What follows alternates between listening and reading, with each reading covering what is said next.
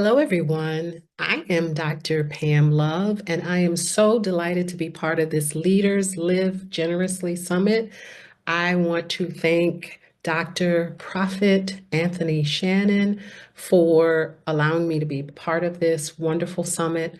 It's such an important topic. When he talked about leaders living generously, it was something that I hadn't really heard about much. I don't even know if I had heard it put that way at all. And so, what a powerful, powerful concept of living and leading generously.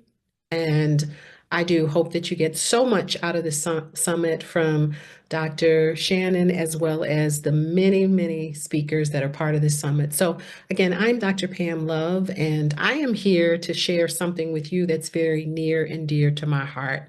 For you as leaders, for you as aspiring leaders, whatever the role you are in, it is so important that leaders finish what they start.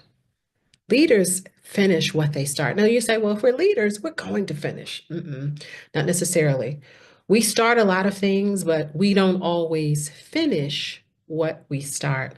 And so I want to share some things with you today that is going to provoke you, that's going to challenge you, that's going to hopefully inspire and empower you so that you can finish what you start.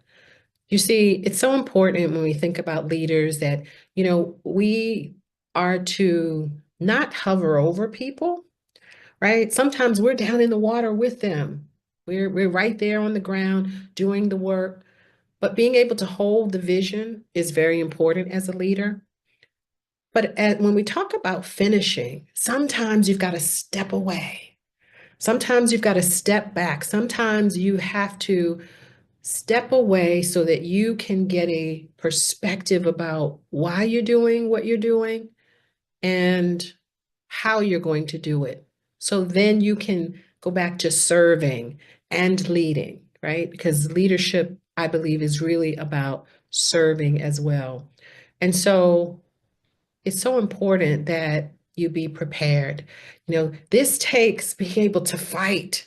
This takes endurance. This takes you putting on those gloves and saying, against all odds, against what I may feel, against what people may say, I've got to push forward. You know, as each time we enter a new year, we have all these resolutions, we set all of these goals, and it is said that by the middle of January, many people have fallen away. They're not doing all those great things that they put on the vision board. Now, I'm going to do this, I'm going to set this goal, I'm going to start exercising 3 times a week. They start, but absolutely, February, March, you don't see those people in the gym often, right? Think about it. How about you? How about you? Have you started a lot of things and didn't finish? Really important to consider. And so sometimes it's a fight. It's a fight to the finish, but you're fighting for your dreams. You're also, what's really important is you're fighting distractions, right? I got to hurry up. I got to do this. We're fighting against time in some cases, but it's also some of the distractions. We're in such a rush to do what? One of the things that I found so important, and I want you to hear me, and I'm not the first to say this, but I want you to hear me, that it's not always about doing. Sometimes it's important for us to simply be. Sometimes you've got to slow down, stop hurrying, right? We're so time driven, we're so deadline driven. I got to be at this at 1 o'clock, I got to be at this at 2 o'clock, I got to be at this at 3 o'clock. And then we're so proud of it. Yes, I did all these things. I did 14 different things in a matter of 3 hours, and I got it all accomplished in my checklist. But how are you? And what are you teaching other people? That's what's really important. I've come to a place in my life where I realize that it is not in the doing so much as it is in the being. I want to write that down. It's not so much in the doing, it's in the being that's going to help you to finish what you start. To help you along, I have a finisher's affirmation that I want you to read. So repeat after me. I am a finisher. I make progress, not excuses. I am a victor, not a victim. I run a race to finish it, not just to say I'm in it. I am a finisher. I will finish everything I was born to finish. For me, John 17, for those of you who are people of faith, John 17 is my favorite scripture because it is where Jesus says that he has finished the work that God gave him to do and that he brought glory on earth to God. That is so powerful. He finished the work that he gave him to do, that he gave him to do. So often we're doing things that are not in our heart to do, and it's nothing that God told us to do. It's everything about what we think we should do, what's going to bring notoriety, what's going to bring fame, what's going to bring all the extra money or the money that we want.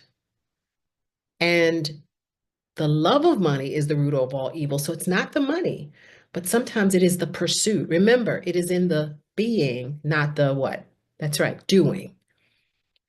So when we're simply being, we begin to see what it is we're really supposed to do. And then for me, like Jesus, I can say, I finished, or I want to be able to say, I finished the work that I was supposed to do. I finished. So this affirmation is a reminder to move forward and to not be a victim, but to be a victor. Sometimes we want to identify our circumstances. We stay stuck in our circumstances. If this hadn't happened, if that hadn't happened, I would be able to. Okay, those things happened. Now, what are you going to do about it today? That's what's important. Don't get stuck in the limitations. You want to focus on what are my strengths? What can I do? So, this is an affirmation that I encourage you to repeat. Remind yourself you are a finisher. Not that I'm going to be one day. I am. I am a finisher, right? One of the things that people will say to me sometimes is, how have you finished so much after going through so much? My life was filled with a lot of early trauma and probably into my 20s or 30s. There's been significant trauma that I should be dead, incarcerated, or in a mental institution. And so people say, how did you overcome to do the things that you've done? And by the grace of God, by the grace of God. It has been a choice, though, because God did not take my hand and walk me into the classrooms or walk me into the places that I've gone. He did not. It was a choice. And I want you to make a choice to be a finisher, regardless of what you've gone through, regardless of how you're feeling, regardless of what you're sitting in right now. I want you to make a decision, choose that this year, this month, this quarter, whatever it is that you've set for your goals, you're going to accomplish those things. All right? I am a finisher. I want you to put that somewhere. I am a finisher. All right? What's also important to keep in mind is that your future is calling you. Your future is calling you. There is someone that's waiting for you to finish that book, to start the business and move it along far enough so someone can start getting services. The future is calling. And if you begin to think about your future self or the future of other people who will be impacted by what you do, because I want you to remember that nothing is ever just about you. No, it's not. If you don't go to the bathroom properly, it's going to affect someone, even if it's in the medical facility, right? The future is calling. And what you do, what you are supposed to do, the goals that you have set, those things that are placed in your heart, especially by God, is going to impact someone somewhere. 2 generations from now, someone's life might be saved because of the messages that you put out there. I refuse to take for granted, and I hope you won't either, that what we do is just about us. Never, never, ever, ever. So your future is calling, which means this is about legacy. Living generously is about legacy, and so is finishing what you start.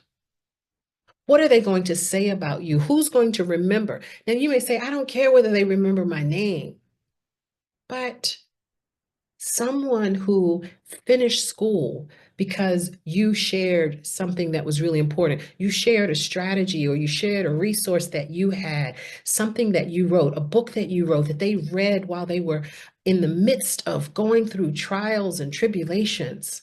And they read your book and it inspired them. They said, if he could do that, if she could do that, so can I.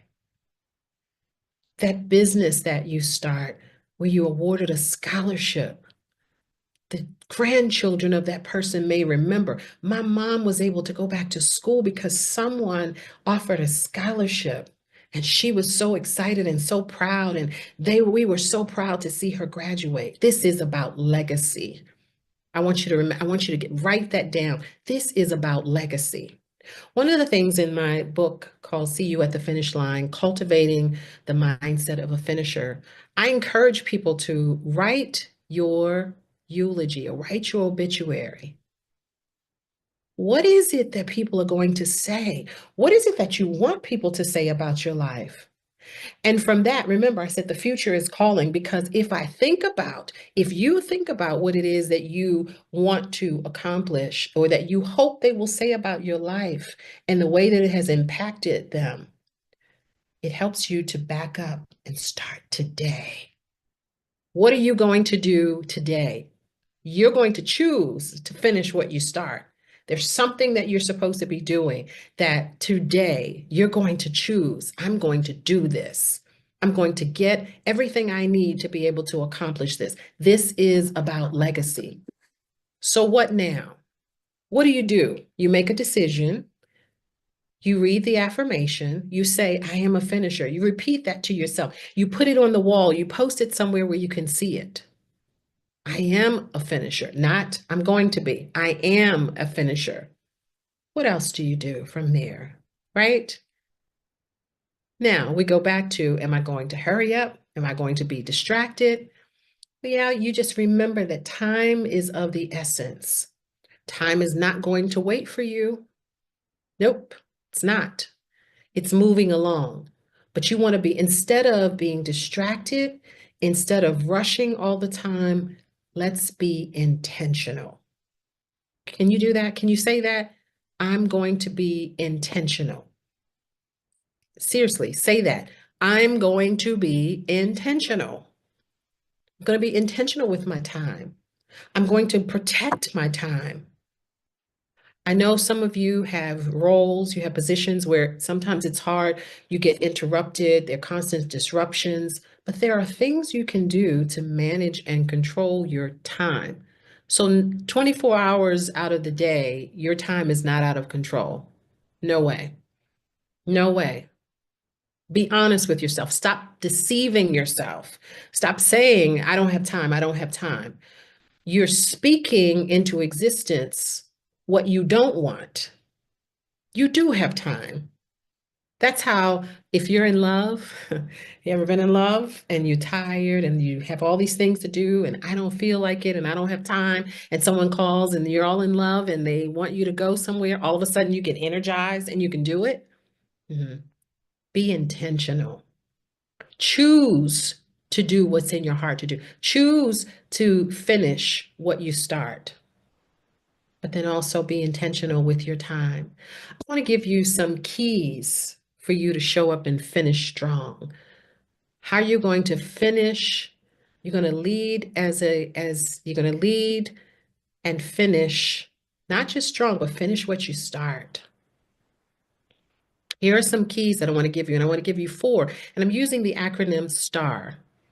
Okay, so I'm using the acronym STAR. The first one, the S, is I want you to see obstacles as opportunities. Some of you have these things in your way that you see, and you see them as obstacles. See it as an opportunity. Opportunities to grow, to learn, to shift your time, to shift your focus. See those things as opportunities for you to collaborate, to be better at teamwork, to be better problem solver, to be better at accountability or taking responsibility, taking ownership. Those are the things that you can do to see obstacles as opportunities. It's a reframing of what you're thinking. So if you're going to finish what you start, and for some of you, some of this are things that you're going to share with others that are part of your team. You're leading them and you're seeing people struggle to finish what they start. You set some goals and they're not able to finish them. Help them to see obstacles as opportunities. Ask powerful questions. So if you were talking to someone else and this was your problem, if this was their problem, what might you say to them? That's a question you can ask. So see obstacles as opportunities. That is the S. The T is to trust the process. Remember earlier I said it's important for you to just simply be and stop doing. Sometimes we're seeing weeds and we don't see the greenery. Sometimes we have planted a seed and we don't see anything coming up. Sometimes we're investing time and investing time and investing time, and we don't see anything happen, right? It's like the story of the gentleman who is pushing up against the rock, right? It's a boulder in his way, and he can't get past it. And in order to get to where he needs to get to, he's got to get this boulder out of the way, and no one's there to help him.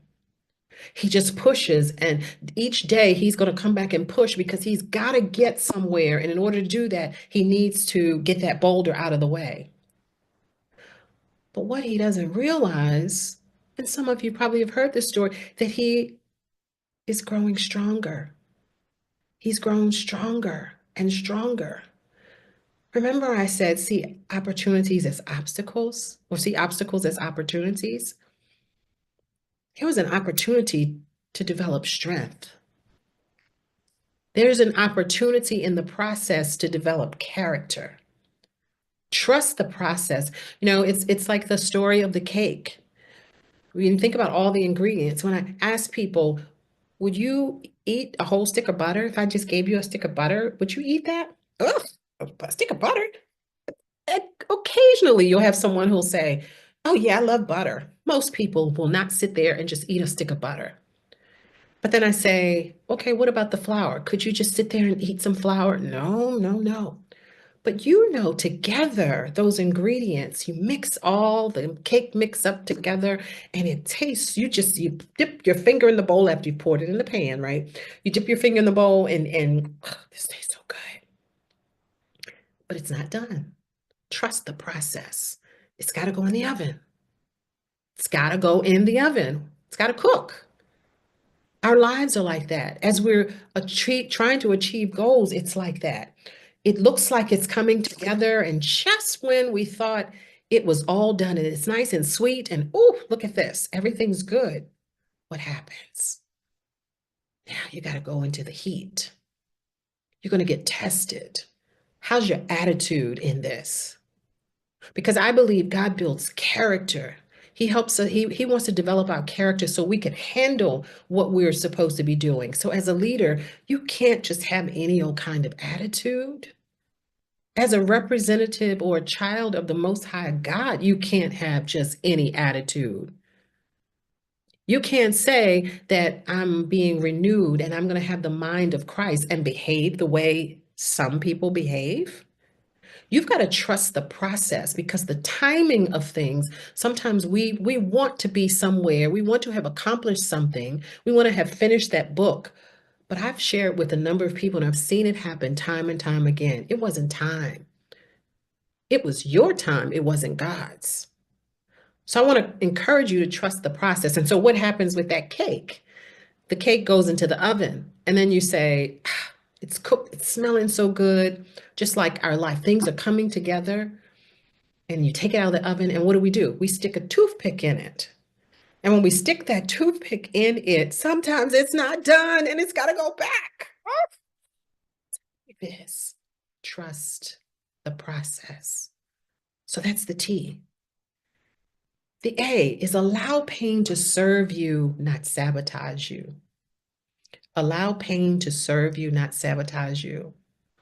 As a leader, sometimes we carry a lot of things, and if you're going to finish what you start, there can be some situations and circumstances that come in your life that can be devastating, can be challenging.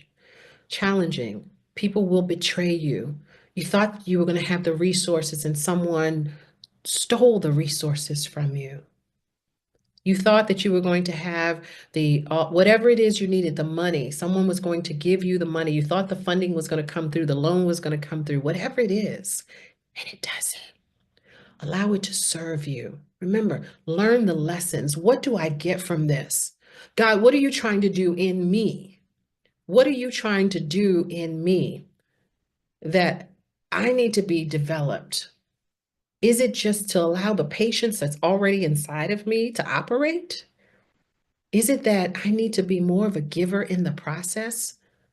But as I go through the pain, right, I also have to trust that this is working together for my good. Do I believe that is the question?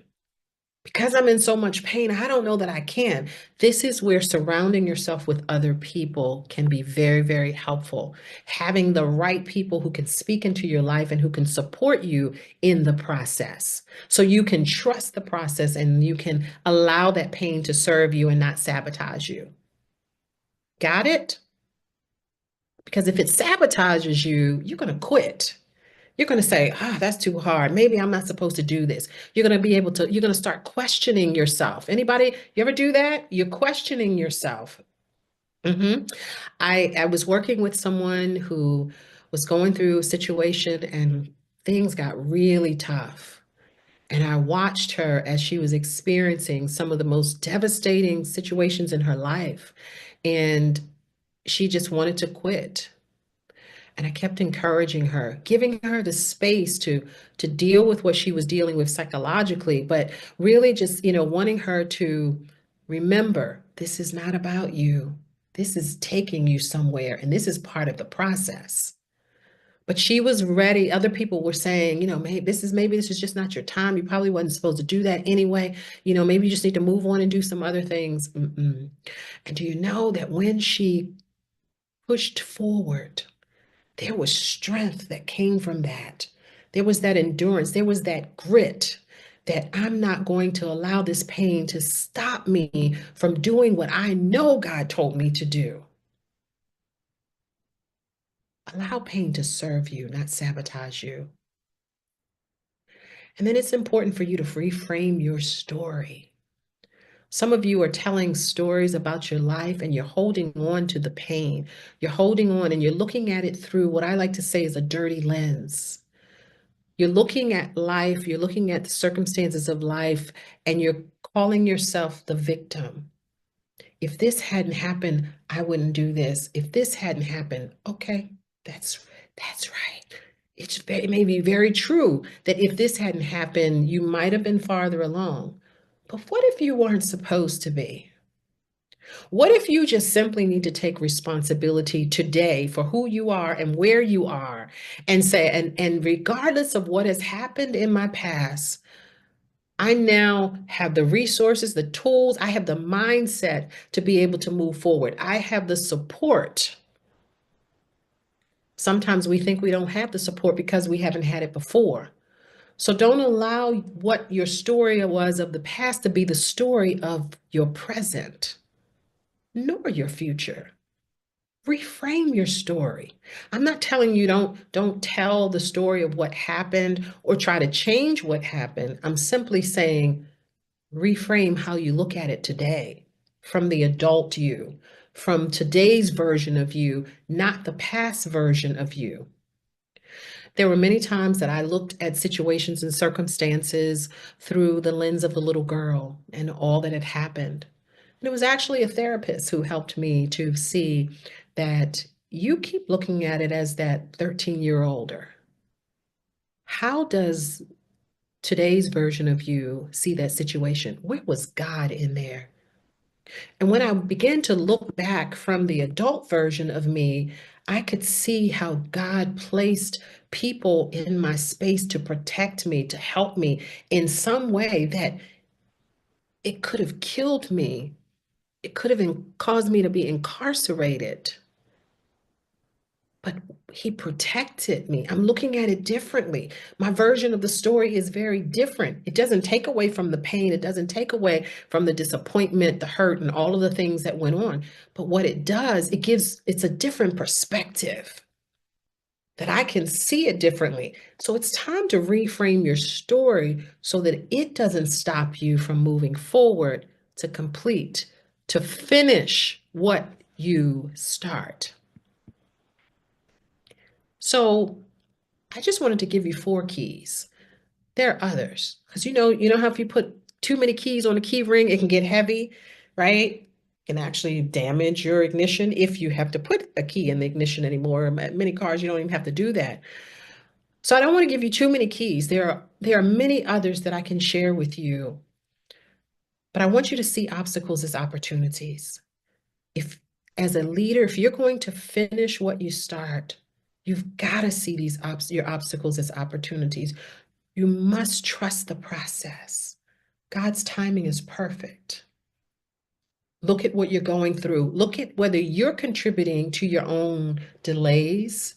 Are you self-sabotaging because of the way that you're looking at things, or you don't want to trust the process? So you have your own plan, your own way that it has to work out this way. And if it doesn't, then I got to figure out something else because I'm like that. I have been where I need to figure it out. My back is against the wall and so no, I got to figure this out. Remember, what did I say earlier? Stop doing and just be. Being allows you to see things differently. Being allows you to trust the process and to sit back and say, God, what's your plan? Because your plans will prevail. And am I going to wait on you, or am I going to try to go ahead of you? And if I go ahead of you, can I live with the consequences of my decision? Trust the process. Allow your pain to serve you and not shame you or sabotage you. Sometimes we become shameful. I should have been a little farther along. I can't do this now. I told them I was going to do this before and I didn't. I'm embarrassed. I feel ashamed because of what I've done in my past, what I've done to other people. Allow your pain to serve you, not sabotage you or shame you. And reframe your story. By reframing it, sometimes that means you've got to go and get help. You might need a therapist, which I admit I've had one for some years. And it gives you an objective view of your situation and has helped me to reframe my story. I told you earlier, I could be dead, incarcerated, or in a mental institution, but God. And I refuse to be a victim anymore. And I've had to recognize how much my own filter from the trauma was clouding my view of many different situations and people. So getting help it's like it allows me to clean the filter or change the filter. It's like having a dirty filter in your car. Over time, that oil is not going to get through, and your engine's not going to run. Your car's not going to function at its maximum capacity or potential. It actually can be damaged as a result of having this dirty filter. So I want you to think about what do you need to do to reframe your story? Because remember what I said, finishing what you start, this is not just about checking boxes and saying, yeah, I did this, yeah, I did this, yeah, I did this.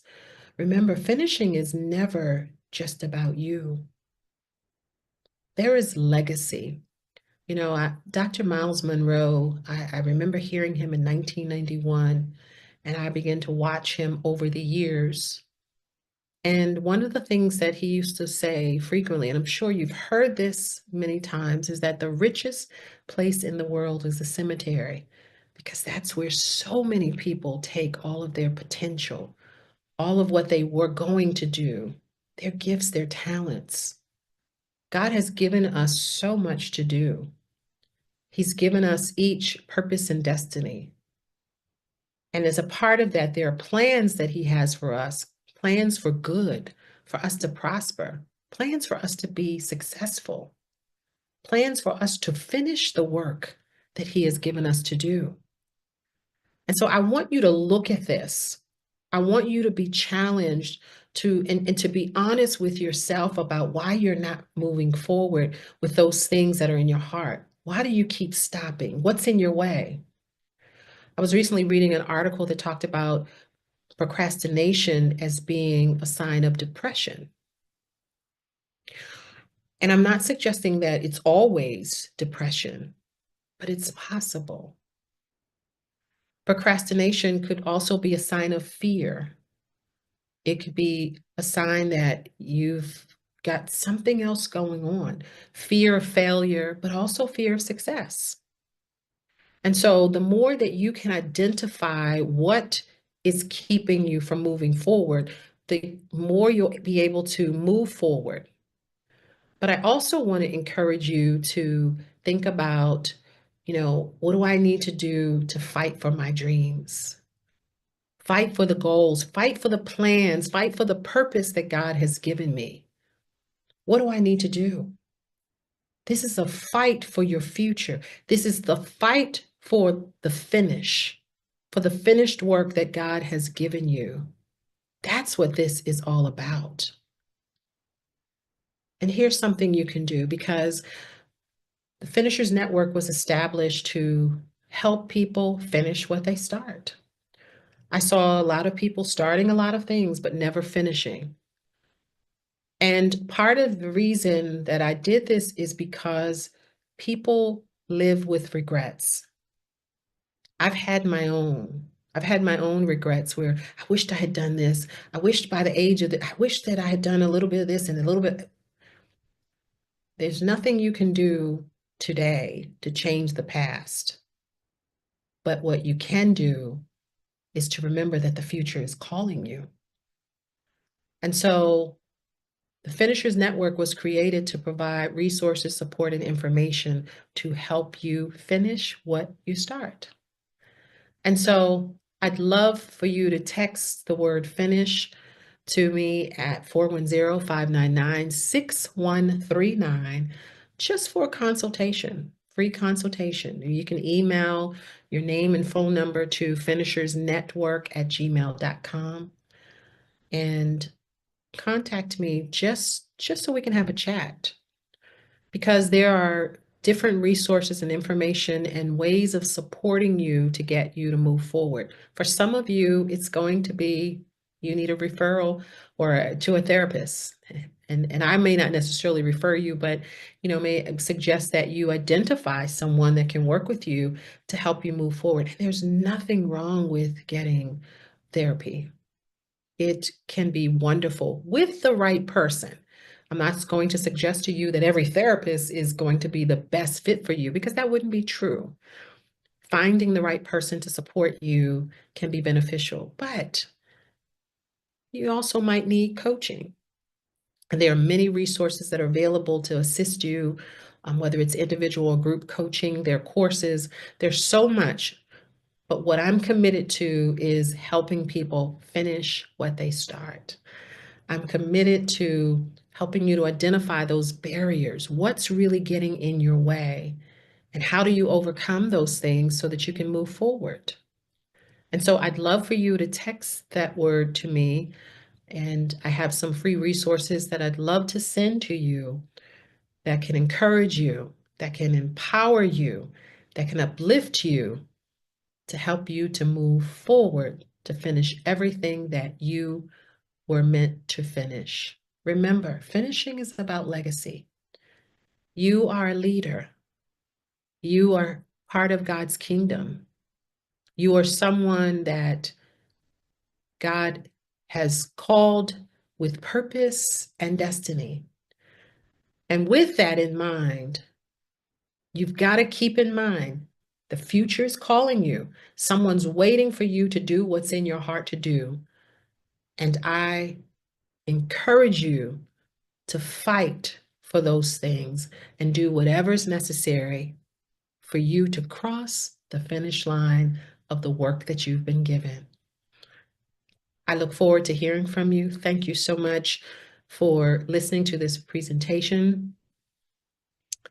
I present this to you on a platter, coming from my heart, on a silver platter, comes from my heart, that I really want you to finish.